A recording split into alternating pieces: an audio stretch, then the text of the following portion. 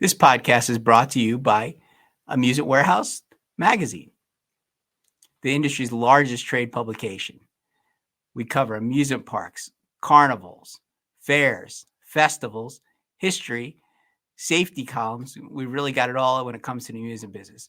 Only remaining print publication in the amusement industry on a regular basis. So if you're interested in what the amusement industry has to offer, subscribe today. You can subscribe by logging on to amusementwarehouse.com, carnivalwarehouse.com, or amusementparkwarehouse.com.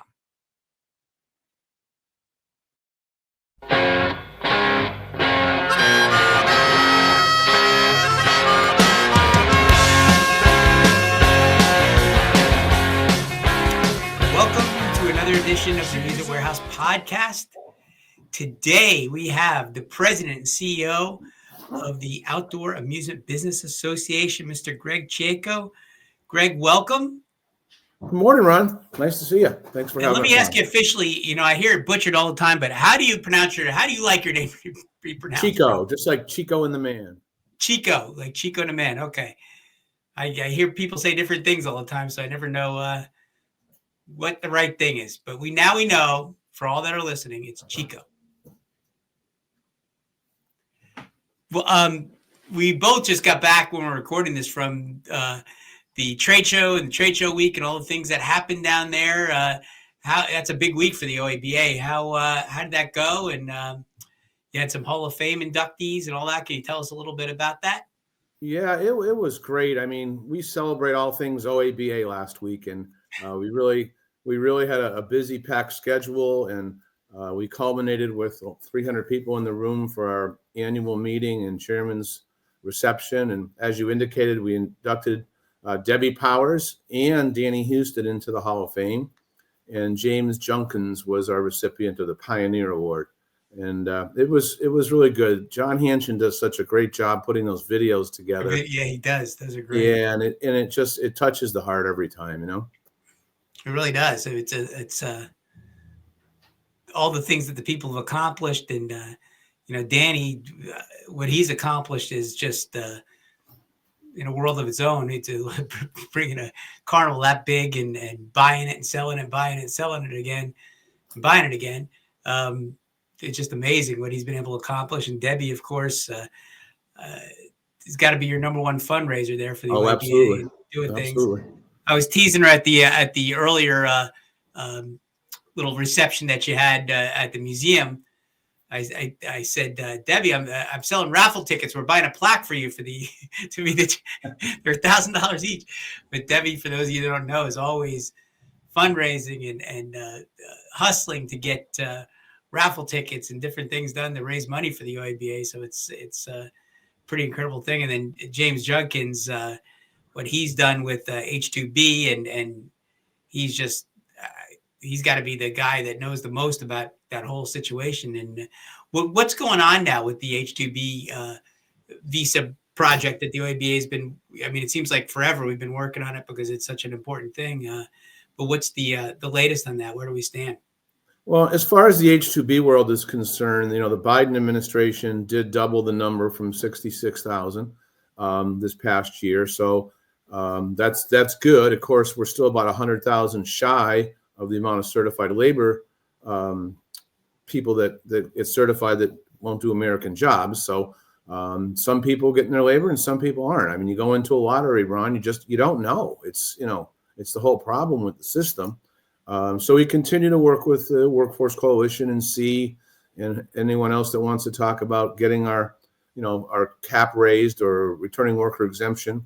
And on the other hand, as you're aware, we've been working on trying to get P4 specifically for the carnival industry. For those that aren't familiar, the P category of visas is a category that's been used for years by circus performers, athletes, rock and roll stars, you name it. And we certainly fit within that category. We should have been in that category at its inception. And last year, we got 78 co-sponsors on a bill, which is amazing to get done, both Democrats and Republicans. And our goal was to try to attach that to something that had to move, probably an appropriations bill. And then when the Trump administration came in and took both the House and the Senate and the White House, they decided it'd be better just to kick the can down the road as far as financial bills until they're in charge. And so here we are now in a new Congress. We have to get a new bill, and we are in the process of doing that. We just don't have the numbers yet. And that, that I never thought about this before, but it just sparked a thought when you were saying it. But the one that exists now is pretty good for the entertainers and whatnot. Yeah, they've been using it for years. There's no cap on it. So it's only the problem is that we're not included as far as carnivals go. But is that needs to be a whole new bill, or can that be done administratively by adding an industry? Well, it's one and the same. I mean, basically, you need to have a piece of legislation that will add that, Ron. So you do, because it has to be approved by Congress in order to get right. And we don't intend to try to put that bill on the floor. We intend to attach it to some other bill that must go through. So that's where our intentions are. I didn't know if it was like one of those things where whoever's in charge of the visa writing in the actual department can, determines what organizations are included under that. No, they only do legislative rules when it works against us, not when it works for us. Yeah, unless we could teach all the H2B workers to sing. We could bring them over. They could have a course. They already play soccer, right? They have a whole league down there. Oh yeah, absolutely. It's a lot. So that's a big effort. What's the OABA doing? I know people are going to Washington and lobbying their representatives and their senators and sending letters and doing all the things they need to do. But what we found last year, and thank goodness that this is the case, is that when our fair partners approach our legislators, it's much more effective than us. Every legislator knows their county fair or their state fair. They go there to campaign and shake the hands. They used to kiss babies before COVID. They can't do that anymore. But that they relate to their county fair.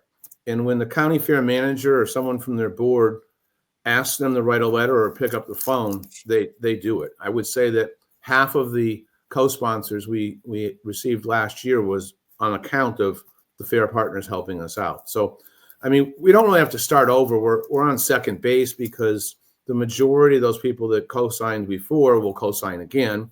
And then we just need to, keep going and get as many as we can on board so that we can get this thing passed. And is the new administration inclined to approve it? Is that something that, because you kind of get a mixed message. Sometimes there's real hardliners on immigration and things, but obviously entertainers and whatnot, they seem open to. Yeah, well, the first administration of Trump was very adverse to the program, just basically what you just said. They wanted to do a comprehensive immigration bill, and even though this isn't immigration, they put that into that category. Now, it's very interesting. Elon Musk came out with probably a month ago now how supportive he was with the H-1 program, because that's one for skilled workers, because he utilizes a lot of them. And Trump came out and said that he uses those same workers in his properties. Well, what he was talking about was H-2B. Obviously, he's not very well versed on the program. But what it did is it created a lot of situational awareness to the program. And in broad terms, they're very supportive of programs that bring people to the country legally, which is H-2B. And it's not a pathway to citizenship. They come here, they work, they take their check, and they go home. So, yes, we're pretty optimistic about the administration this time around, Ron. But some guys do eventually become citizens, though, right? I mean, some of the guys have been in the program a real long time. I haven't heard about a lot, but a few of them have become citizens. They can, but it's through the regular channels. It has nothing to do with the H-2B program. There's no methodology. It's a temporary worker program. They go, there's no provision there to make them a citizen. But I guess some guys come over and they like it, and they go through the regular channel and they wait and they continue to work and do the things they're supposed to do, and eventually they do get some citizenship. I saw somebody got married or something recently, or got after they got their citizenship and everything else, so they were real happy about it. But it's it does seem almost universally loved, this program, because it does seem to work for everyone.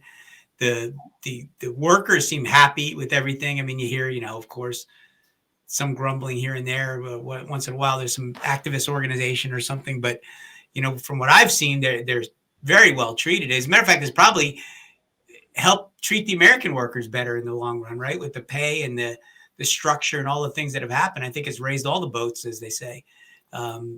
Yeah, I mean, Ron, the simple fact that they come back year after year says it all. And you know what? These people come here. The value of our currency in their countries is so much higher. In a lot of cases, it's taken people from poverty and to having their own home and their own vehicle now. It's like the best. It's like the best program there is. Everyone works out. We have a high demand for workers, and Americans don't like the transient nature of our business, and they don't want to work there. And these people absolutely love it. And they come, they're not only come back year after year, they're trained. I mean, they know what they're doing. It makes too much sense. I guess that's why Washington doesn't like it. And the other thing, I think, just for the general person, I mean, I think we know it within the industry, but it's one thing finding people to work, right? And the transient, I'm talking about Americans, to get them to work. And it's another thing to also be able to meet the standards that most carnivals require. You have to pass a background check. Yeah. You have to be drug and alcohol free. You can't, and so once there's a small segment of the population that might work, but then when you lop off, and you start applying some criteria to the people, then now your pool gets smaller and smaller until it becomes, virtually non-existent to a certain extent. I mean, yeah, there'll be a few people that'll come in and enjoy it and take to it and whatnot. And I think we'll always get that, but can you find a whole workforce, without compromising your standards or doing things you don't want to do with the public, or having people on their show you don't want to have? I think it's pretty close to impossible. I mean, if you're in a major metropolitan area and you advertise, you're lucky if you get 10 people that show up. And then, like you just said, once they find out there's a background check and a drug test, maybe you have 3 applicants left. Yeah. You're almost better in the rural areas, honestly, than the. Yeah, but I was just saying, even in a metro area where there's, hundreds of thousands of people, it's not there. Well, it's amazing. So are you optimistic about something happening for this coming year, or? Yes, we're very optimistic, and we're committed to making sure we get this done. We just had our meetings down in Tampa, and everyone's on board. All we're waiting for is the bill numbers. We can't really do anything without the bill numbers. It seems like they're just working on one big comprehensive bill right now, right? Both houses or both. Yeah, and we're trying to keep this issue separate from that because they've been working on a bill for decades. They just can't seem to get that done. But I mean, yes, they're going to work on it, but we don't really want to be part of that.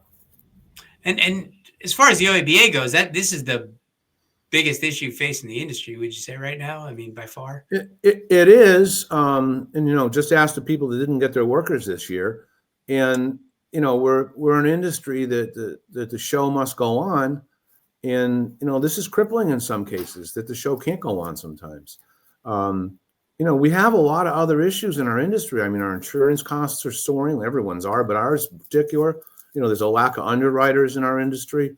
There's all kinds of transportation regulation we'd like to take a look at. But until we get this problem solved, it's 100% our focus. And, it's all win or die because there's no, everyone asks me, can we put some measurement toward what we're doing? Well, as many co-sponsors as we want, but the win is the win. There's no in between. We need to get this done. And yes, I saw a lot of optimism in people, in Tampa last week, and a lot of commitment to making sure we get this done. And this will hopefully solve the problem in perpetuity. I mean, obviously, nothing's forever, but at least for the foreseeable future. Absolutely. I mean, we still have to go through rulemaking, which can be painful. But I mean, if it's similar to what we've dealt with H2B, I don't see there'd be a big problem with that. Could you teach a high school government class now with all that you learned about legislation from doing this type of thing? I was like, I could tell you that Washington is not what the forefathers envisioned. I can tell you that much. Are you singing "I'm just a bill, just a only a bill"? Because it is amazing how much people have learned about legislation from being involved with this. It's yeah, and the trips amazing. to DC are very enlightening for people. To actually sit down with their member of Congress or their senator or their staff and see what their lives are like on a daily basis. I mean, I couldn't do that job. All it is people asking you for things all day long. All day long. And unfortunately, in some cases, they send you on your merry way like they're going to help you, and then you never hear from them again. So if the constituents themselves from the districts speak to them, and again, like I said, particularly the fair folks, we seem to get some traction that way. Yeah, it really doesn't seem like there's a whole lot of downside because like you say, it's not a permanent means to come in. It's not a, it's legal, as you say, and they have jobs and they're employed. And is it like, is the new visa different than the H-2B in that they're tied to one company or one place like that? Or will that be different?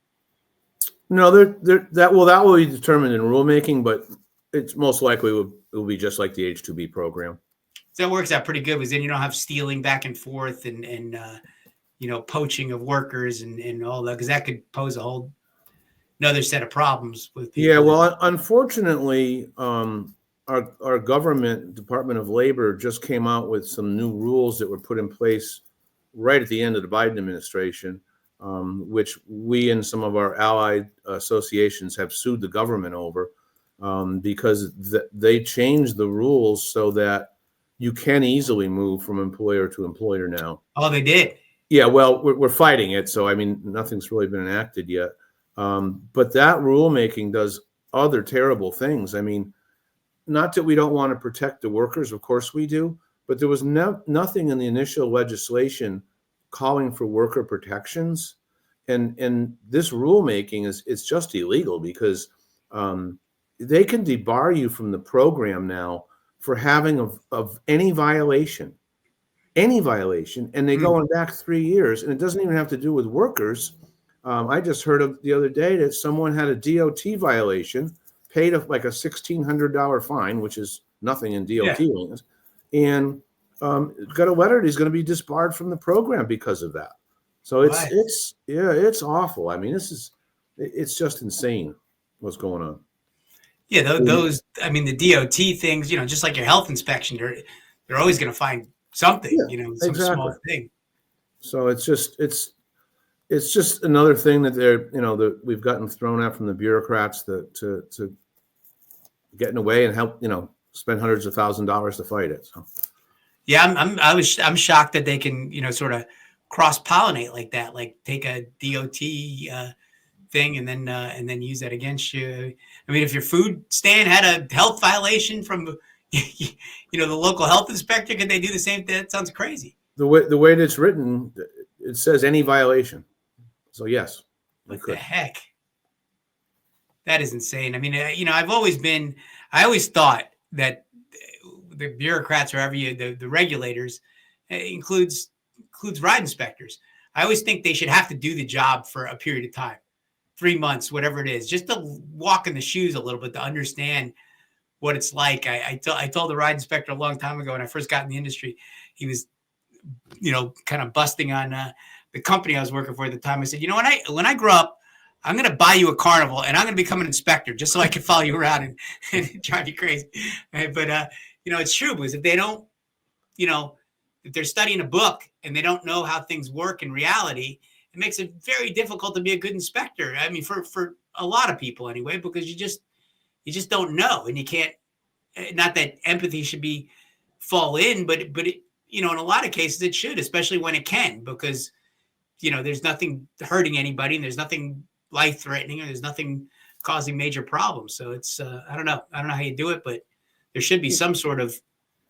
Well, the hardest part of that for people is that every jurisdiction has different rules, or every state at least.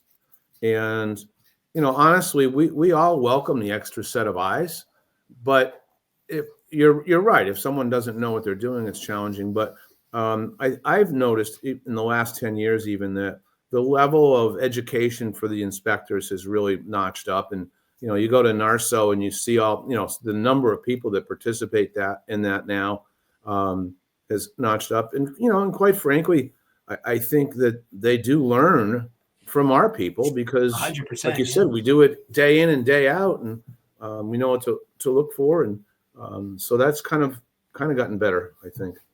Yeah, I had Wayne Pierce on not too long ago. That's what we were talking about. Because, yes, I'm being a little cavalier, but not really. The inspection part of safety is almost perfect. I mean, it's close. There's very few accidents, and when you're dealing with something mechanical, of course, in rare instances, there's going to be something wrong. But the progress that could come would be from patrons. Teaching patrons that not to do stupid things. I mean, that's where you can really make a difference, except it seems like when there is an accident, they run right away to inspection again. But, again, you're talking about the head of a pin, that there's really not a lot that gets missed nowadays, like you're saying. Right. So, you could take your car from having a tune up at the mechanic and drive down the street and it can break down. I mean, right. It's mechanical things. Mechanical things, once in a while. Things happen sometimes. I agree. But like you said, the safety level, the safety record of our industry is really very good.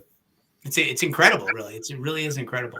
There's so many things to worry about, but getting hurt on an amusement ride is really not something that should be top of mind. Driving to the place will be much more dangerous than riding the ride would be.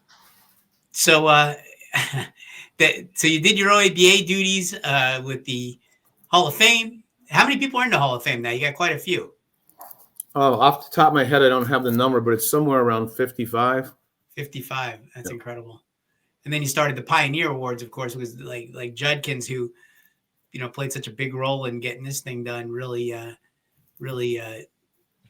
changed the game with what needs to be done and what the understanding of the whole issue.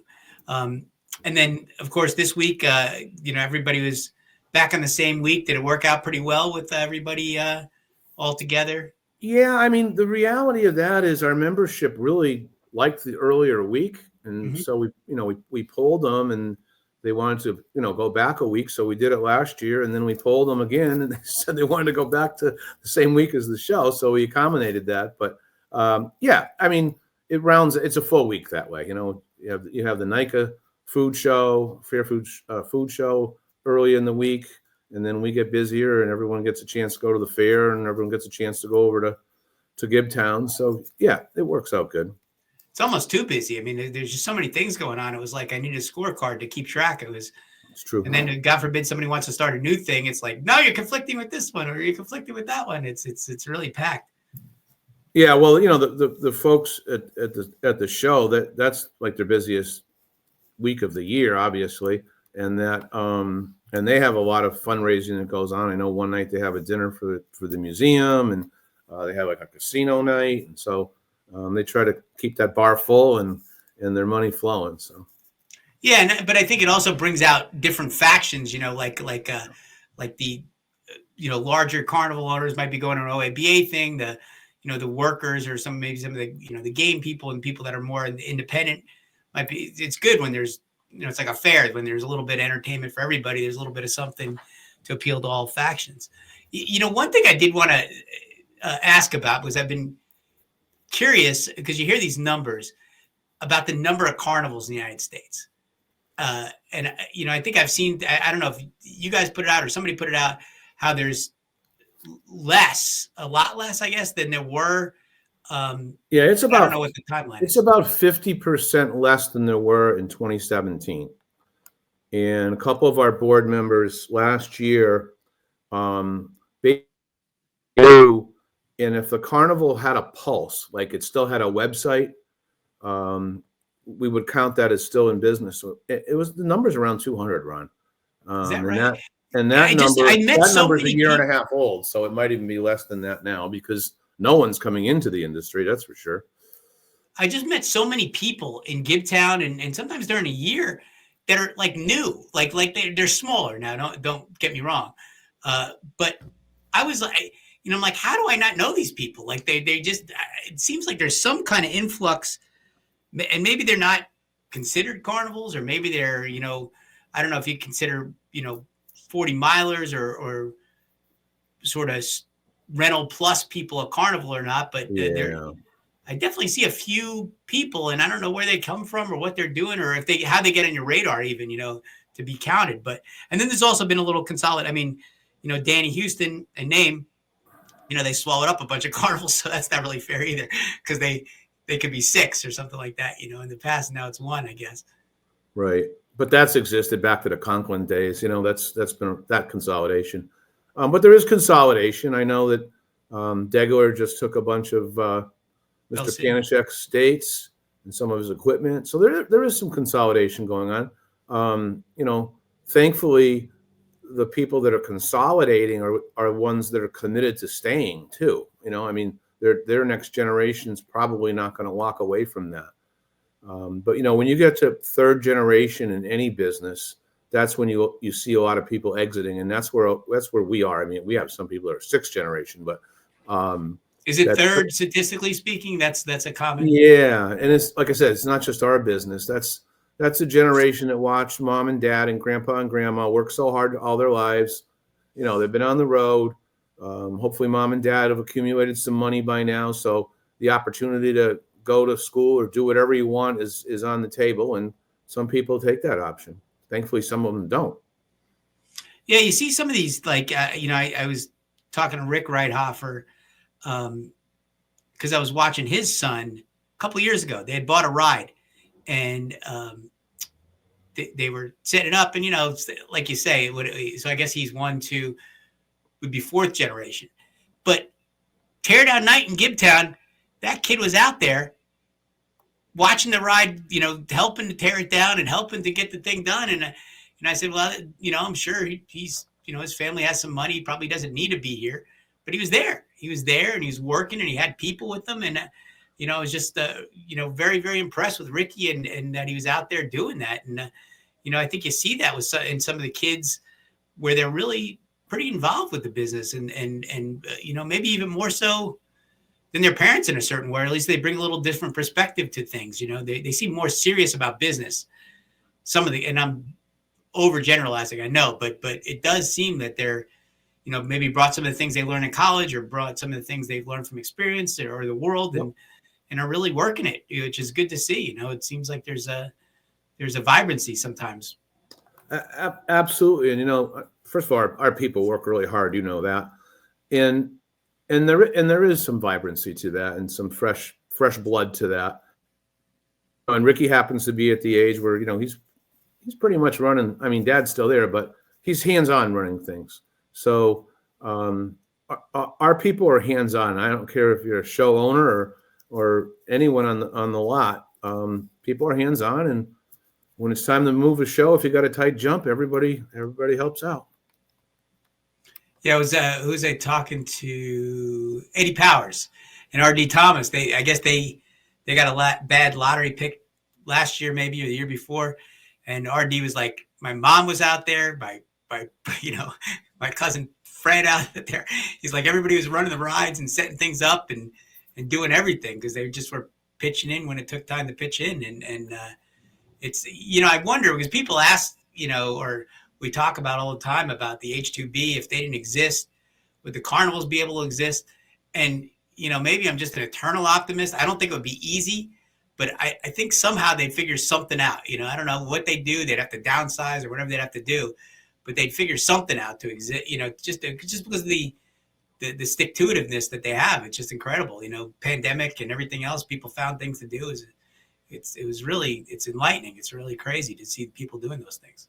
Yeah, I mean, our people are extremely resourceful, and the show must go on, and it does, and they don't show it on the outside of what they had to contribute to get that show open, but they certainly do on the inside. And kind of differ with you on the labor thing, though, Ron, because I think if that happened, it would be the end of our industry. It's just it'd be over, huh? People are tired of this labor situation. We just got to get it fixed.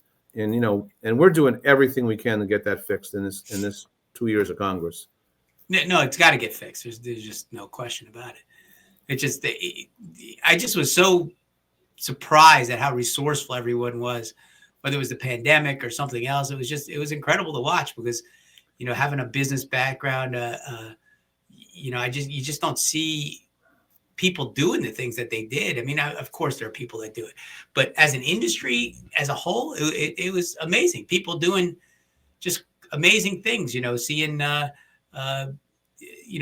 wisdom, taking in all kinds of extra shop work that they were doing. The guys from Hitchhiker invented those sinks, and pivoted to do things.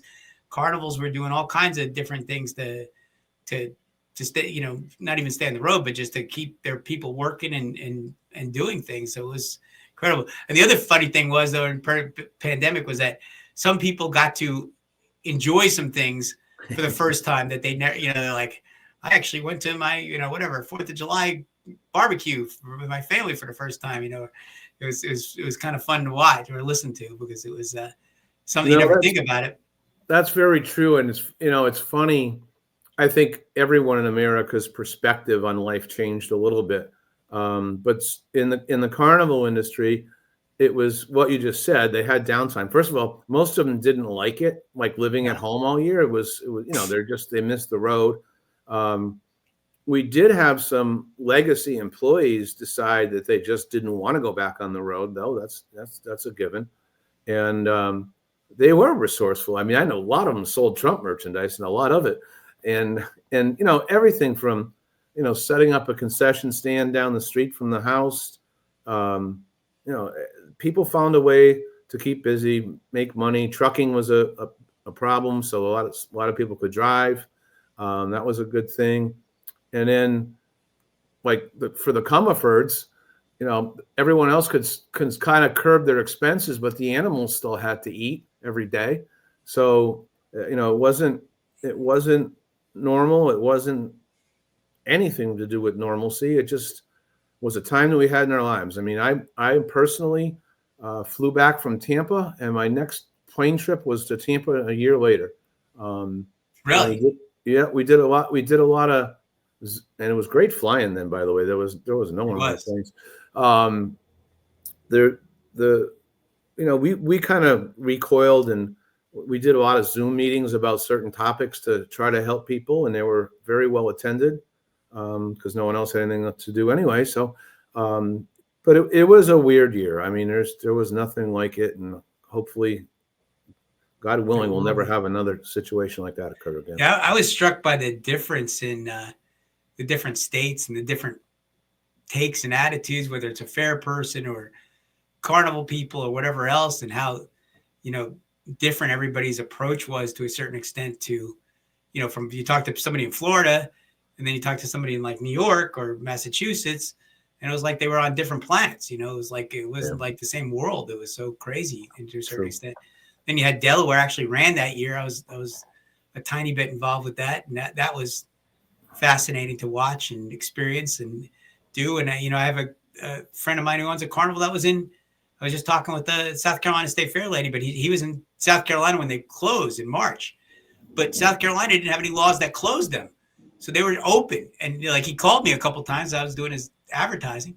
He's like, I don't know what to do. He's like, nobody's closing me. People are coming.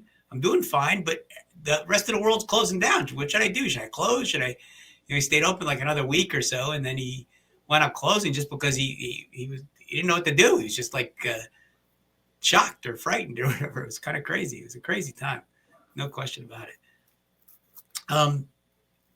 And Florida, I think a lot of people, I even heard stories like in Michigan and other places where people actually operated a carnival during much of the pandemic. They found places to go. Some of them. It was kind of crazy. Some of them did initially, but I mean, like you indicated, as the world kind of closed, I think a lot of people get off the roads. Again, what jurisdiction you were in would make all the difference. It made a big difference, right? It was crazy. Yep. It was totally crazy. So your journey, you worked at the Big E for a long time, and you had some sort of family business or something, like I don't know what it was, a park or something. That got you started. Yeah, I'll tell you the quick story. My dad had a pretty good sized retail garden center and Christmas shop, and I'm the youngest of four brothers, only one living. And my dad's dream was to get us an education, and we were not allowed to come into the family business. Oh wow! So I had a brother who was an architect. One was a stock trader. One was kind of an entrepreneur. I got out of school. I was actually going to move to Dayton, Ohio to start a career in television sales. And my dad got sick and asked me if I could, help him out for a little while. And he recovered, and that wound up being a 10-year run of running the family business. And one Thanksgiving, Dad said, "I really want to retire." I said, "Great. I really want to get out of this business."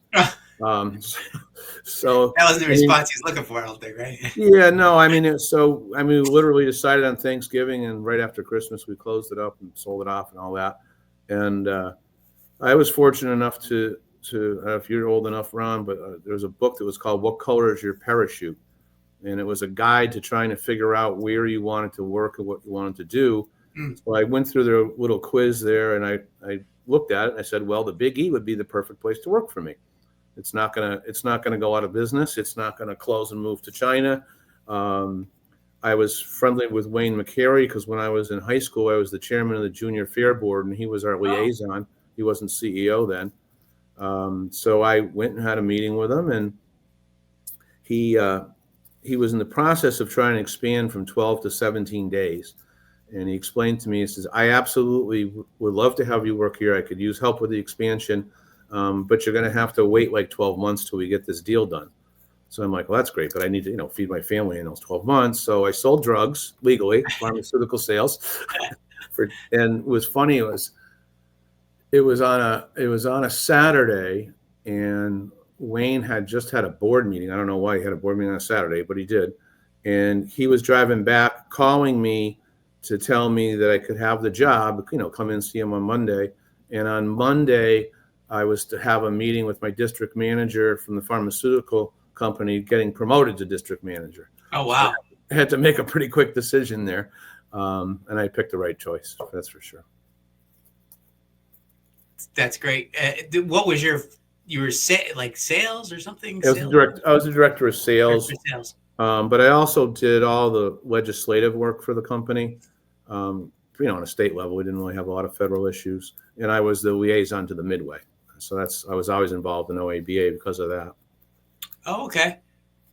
Very good. And you worked, I guess, closely with Conklin shows at the time. When was that? It was initially Conklin when I got there. Those were great people. I mean, when Frank sold the company, that was really the only change, is that Frank wasn't around anymore. It was all the same people. And then that's what they call their international unit, Tony Diaz's unit.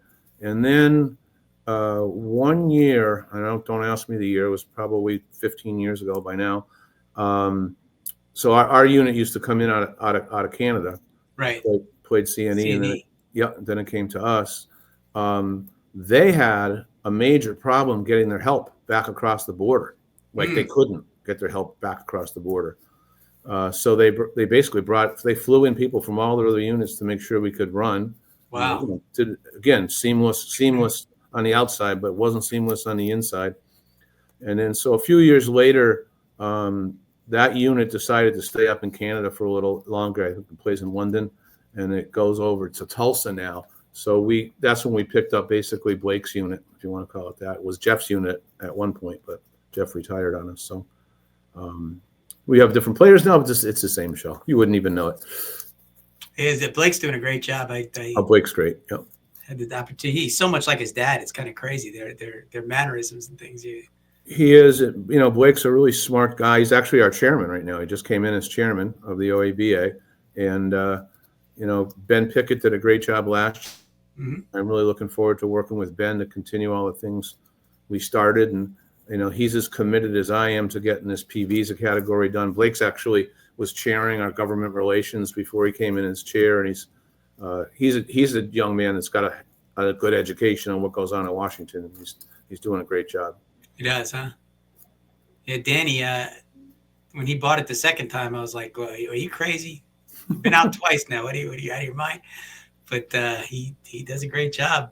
I had him on the podcast not too long ago, and when he's done farming, he runs a carnival for a little while. Yeah, still lives basically in the same hometown he grew up in. So, what a humble guy too. He's really very humble man. Yep, absolutely. Really that must have been. he was there during the ceremony the second time.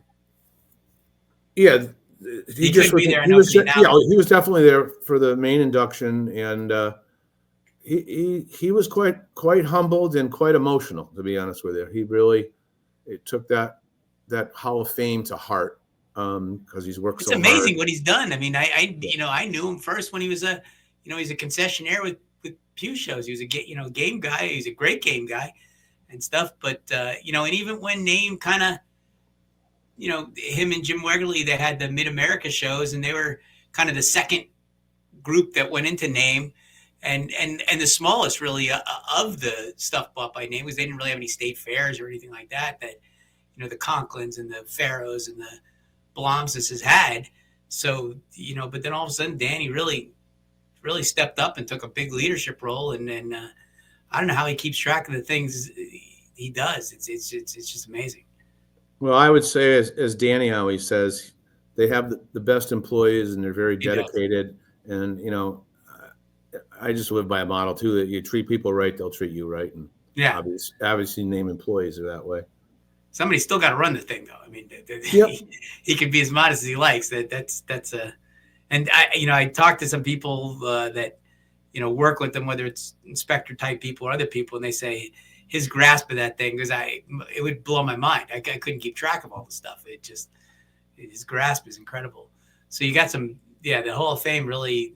I mean, there's definitely some giants that have gone into that Hall of Fame, and he's going to take his place amongst some really, really high level people. And if anyone wasn't there, all of the Hall of Fame that have videos are on our website. So check those out. They're really good. I would advise people just go to OABA.org and find the Hall of Fame page, and you could entertain yourself all evening watching all those videos. You really could. He does such a good job. I remember when Corky and Frank got in, they had a great video. It was really well done. They're almost like little mini biopics in a way, and in fact, Ron, they're some of the early inductees, or most of the early inductees. We didn't have videos then; they just had a script, and we're going back 2 or 3 at a time a year and creating videos from them. So that's a great idea. I like that a lot. Yeah, those that have just their picture there and no video, keep checking back. There'll be a few more. We're doing J.D. Floyd and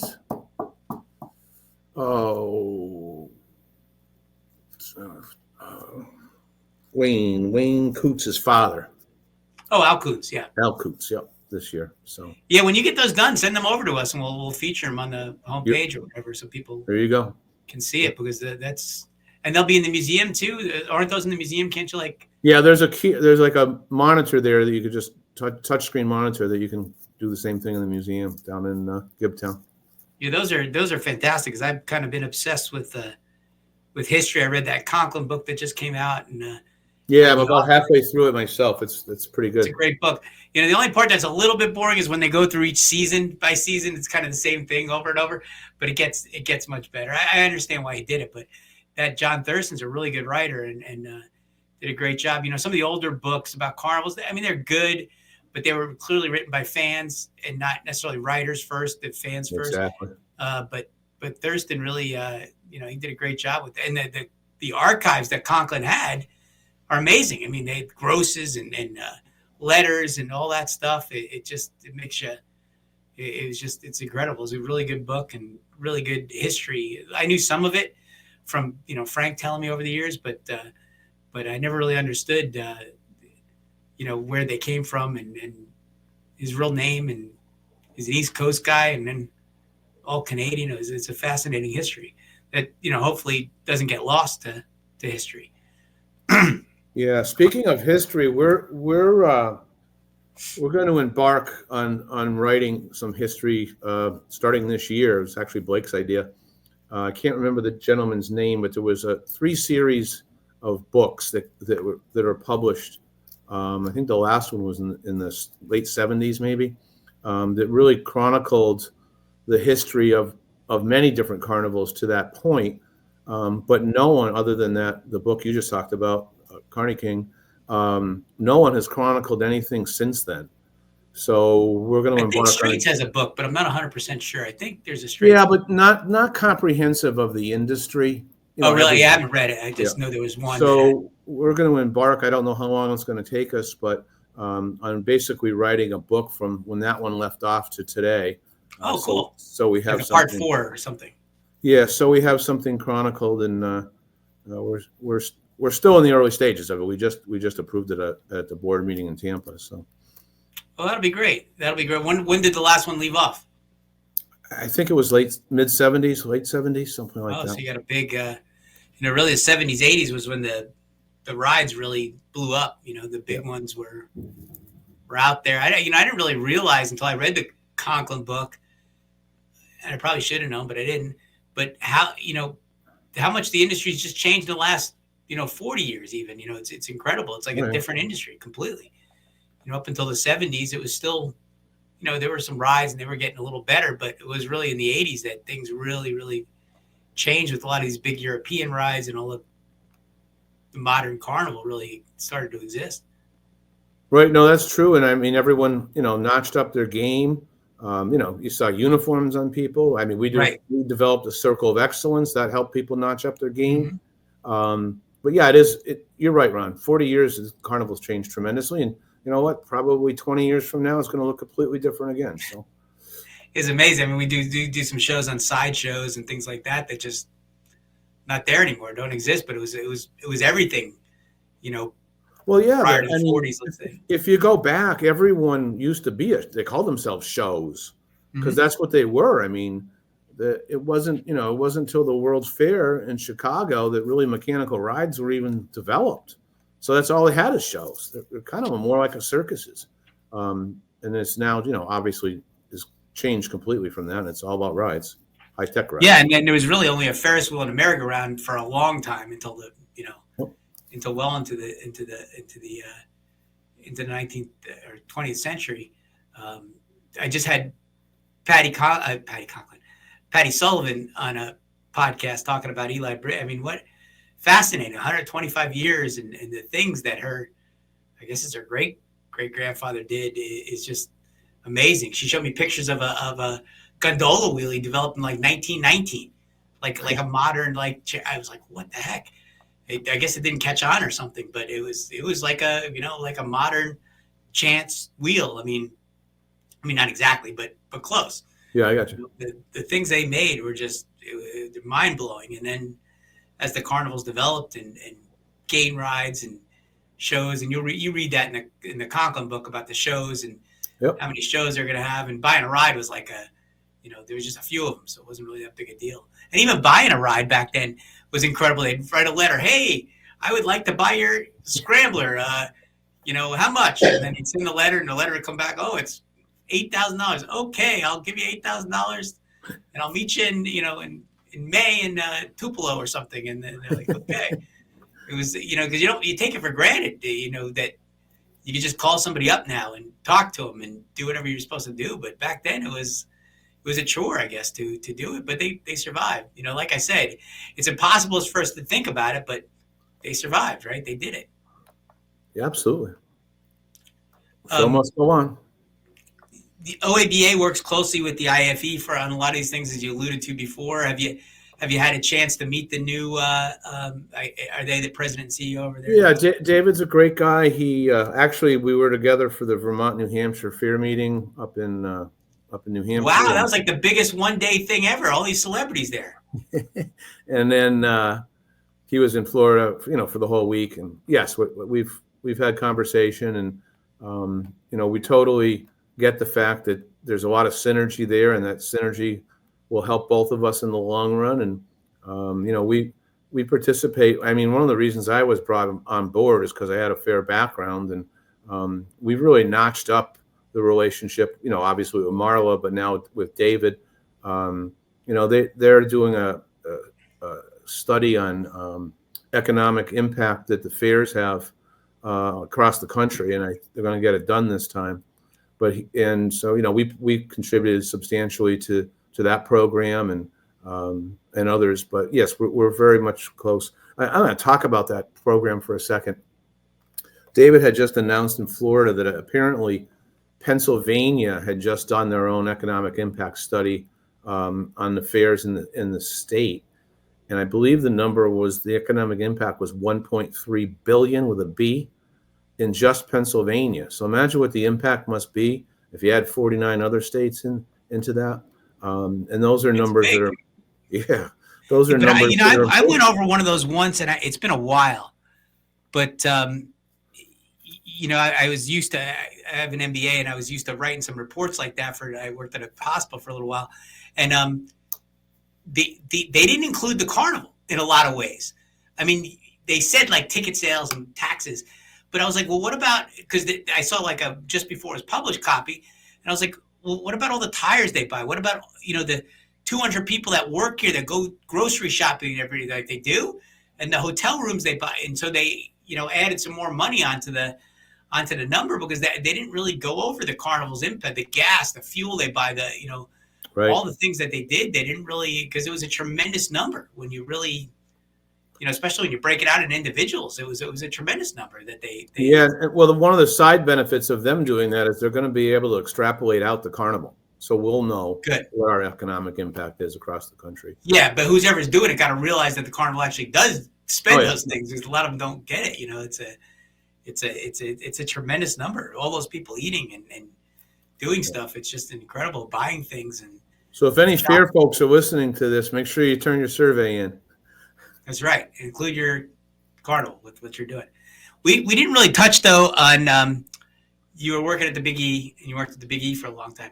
So when this opportunity came up, what drew you to it, and were you nuts? Well, it was kind of interesting with all these carnival guys. So what they did was they had a committee. E.J. Dean was the chair. I forget what they called it. It was a funny name. And what they did is they challenged the board to reach out to people that they thought would be good and might have an interest. So I had like 3 or 4 board members, reach out to me, and I said, I have absolutely no interest in living in Orlando, Florida, none whatsoever. And the response to that was, I don't think if anyone cares if you live in Orlando. Reality is a cell phone and a laptop. I could do this, up a tree if I wanted to. So I went through the interview process. Bob Johnson had been a good friend of mine for many, many years. It's funny, I was at the Big E for 24 years, and Bob was to the OABA for 24 years. So, oh wow. So we interviewed at IAPA in November, and I was offered the job at the IFE convention in either later November, early December, and never looked back.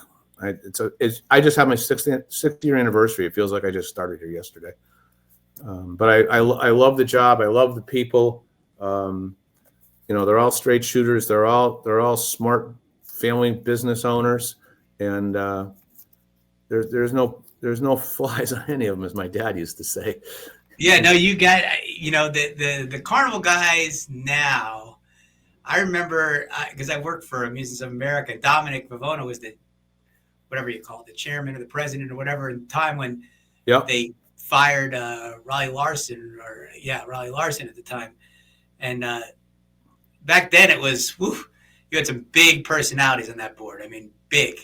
And there was a lot of politics. It was not, I think Bob, was able to smooth that out a little bit over the years and make it a little bit more, I don't want to say professional, because I think they were professional in a way, but there were some big personalities that were really tough to overcome in some ways. I think that's, there still are great people. It's an interesting phenomenon because everybody in that room is a competitor. Yes. And they're sometimes fierce competitors. But when they walk into that room, they really take that hat off and they put a hat on that is for the benefit of the industry and the benefit of all. And I applaud them for doing that. It's not an easy thing to do. Do they still have opinions? Yes, but they keep their personal gain opinion, if you would, out of the conversation. And sometimes we have to make some pretty hard decisions. And I'm glad I have a resourceful, smart group that can make some of those decisions. Yeah, you have a really good group working together, which is important, like you said, because there was definitely a little, it was definitely a little contentious back then with the different factions and different people. It's kind of crazy. I remember Dominic got up there and he chaired his first meeting, and then they went through the process of they were making motions. He's like, I didn't even know what was going on, and they started. And the next thing I knew, he's fired. He was like, Robert's Rules of Order. You gotta brush yourself up on it. But it was interesting. It was definitely interesting, and that whole but somebody had the vision and the foresight, Mr. Straits and John Vavona and I forget the other guy's name. There were a few of them that started that thing because even then they were looking out for the good of the industry. They needed to band together and bring an organization that worked for everyone. We just ran an article in Showtime, and the title of the article was "It All Started with a Crowbar," and it started with a crowbar that some union guys put into Mr. Straight's radiator because they wanted the unions to have those carnival jobs. And that's the original reason why they banded together, was to stop the unions. It was in the Chicago area, I think. And I think they must have just figured out, well, you know what? We got a lot of other issues that are important. If we work together, we could probably solve them. And yeah, I would have loved to have been a fly in a room back then too, Ron, just to John told me that the unions, they were scared of him at first, but then the union said, if you need a skywheel foreman, we'll just send one. And they were like, okay. And then for a while, they kind of tried to do it. And then the union just said, forget this. We It's too much work. We can't do this. It's too hard. So that turned out to not be too big of a threat. But, I think they realized there were other overriding issues or other major issues facing the industry. And so they kept it going for so long. And there's such, legends in the.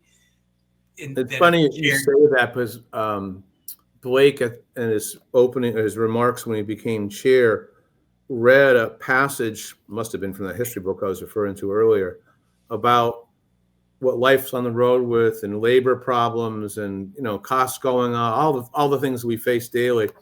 And then he told us that the passage was from 35 years ago. It's funny. We had that conversation at the Indiana convention. So I had read the Conklin book, and they were talking. I told him because I brought it up to him, and he's like, "That's funny. I'm just writing something about that because the same issues. I mean, it might be a different cause or whatever, but like one thing that really struck me was like the war. They said, well, after the war, we had to close. A lot of things had to close, and then there were supply chain issues, and then there was shortages and blah blah blah. But the grosses went up and they stayed up. And I said, I wondered, pandemic side, same thing, right? Basically, supply chain issues, all the problems were the same, and then the grosses went up, and because a lot of us were wondering, is this going to be a one-year thing or is it going to keep going? But it kept going, and it kept going after the war. So you can learn so much from history and the problems, like you said, whether it was, your horse didn't work or your train didn't work or now your truck doesn't work because of regulation or something else. It's the same thing. It was just transportation, right? And in a broad sense. So, the issues are the same. They never really stop being issues. I guess maybe labor might be something that's a little different, but because you never hear too much about labor back then. But all the other issues seem to be just recycled issues from the past that just have to come out in a different way than they were then. Yep. It's really amazing. They say history repeats itself. There you go. And it's so true. It's so true. I mean, it's comforting in a way to read those histories because you see what they were dealing with and what they were dealing with. And, forget it. They didn't have phones and faxes and all the thing that we have nowadays, to communicate and do all the things that we could do. We're lucky in a lot of ways. Back then they had to really work hard and your word had to be like super tight because, if you were unreliable, forget it. Nobody would deal with you, it'd be all over. Exactly. That's incredible. So, we got about a minute left, actually, believe it or not. I feel like we didn't cover like half the things that you got going on, but what are some of the challenges you got facing the OABA? And again, are you nervous about anything? You're pretty optimistic about the whole situation. Well, insurance is a cyclical business. Yeah. And we're in the bad part of that cycle right now. Insurance costs are just soaring. And I know it's happening to the fair industry as well. The problem is we just don't have enough people underwriting. And so, we're faced with soaring insurance costs, which is really one of the biggest problems we have right now. And then, the other thing we're working on is indemnification. In the litigious world that we're in now, something happens, everyone gets sued. I mean, everyone gets sued. And so we need to start writing our contracts a little bit better that protect both the fair and the carnival, so that if someone trips in the parking lot, the carnival's not getting sued. I mean, they're going to sue everybody anyway, but just an easier way to get out of it. And same thing, with the fairs. If someone gets hurt in the midway area of the fair, I mean, we should have indemnification clauses and hold harmless clauses that just make life a lot easier for everybody. I got a crazy question for you that I never really asked anybody, but I've been really curious about. With the independent midways, right? They book the rides and they have everything in there. And each ride company has their own insurance. But, could an argument be made that, like, the fair is in charge of running the midway? And, I mean, ride insurance. Like I said, everyone's going to get sued anyway. So, but most of those insurances don't have ride insurance. They're excluded from rides. Unless those independent fairs get ride insurance, I'm not really sure, honestly. Of course. Yeah, you're not getting into any fair in this country without insurance. I mean, each independent ride will carry their own insurance, and then I'm sure that, the fair itself obviously has insurance. But generally, those are excluded. Rides are specifically excluded from those type of policies. Yeah. I'm trying to think back on my Big E days. I don't think we had any ride exclusions in there. No, because you had Conklin and then they had an umbrella and you were set. But here, I think with an independent midway, you could make an argument that they're in charge of the rides and the placement and all those things. And I wonder if that's going to be a problem one day with insurance or something like that. But yeah, I mean, the people that run the fairs that have independents are pretty smart folks. So I'm sure that they've got that figured out. But I'll inquire next time I'm talking to one of them. Yeah, because I'm real curious, because if it did run up to that level, and they're excluded, that could be a big problem. That could be a big problem. Because I think you could some lawyer can make an argument that they're in charge. They determine where things go. They determine what time they open, all those things. No, so I totally get what you're saying. I'd have to look at it. I never even thought about that. I stay awake at night thinking of these things. Greg, thank you so much for coming on from Massachusetts. I think you're gonna be warmer than it is here in Virginia. We're gonna get a foot of snow tomorrow, supposedly. Oh boy, yeah. No, it's been a cold winter. Not a lot of snow, but definitely. It really has. Yeah. Best wishes for a great season. If there's anything we can do to help, and please send us those videos when you make them. We'd love to showcase them. Yeah, absolutely. We appreciate it. Thanks so much, and appreciate you coming on. Talk to you later. This podcast is brought to you by Innovative Ticketing. Is the ticketing source made for the amusement industry. Our staff of professionals can guide you through your setup, assist with customer service, even on the weekends when you most need it, and help increase your sales through promotions that work.